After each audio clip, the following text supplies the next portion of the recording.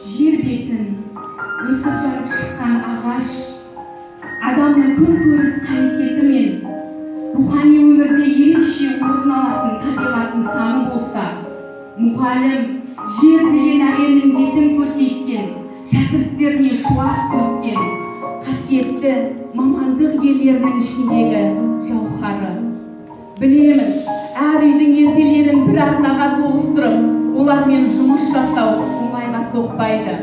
Бірақ та ақпарат бетіне су сызғандай баланың кіршіксіз санасына білім, өнер нәрін сеуіп, нұрымен нұрландыру қандай ғанибет.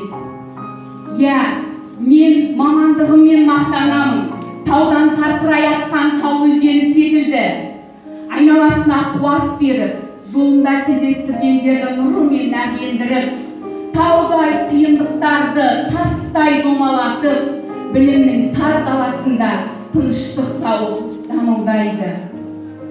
Айналамызға қарасақ, табиғат көркі жайқалып өскен, әрбір жапырағына жан орналасқан ағаш екенін көреміз.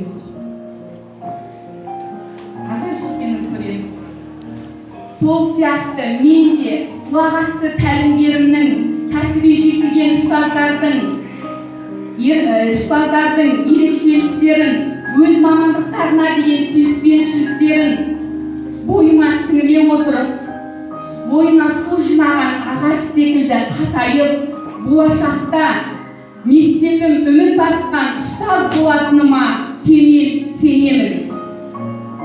Бұтақ жайған ағаш қартаймайды, ұрпақ тәрбиелеген мұғалім ұмытылмайды.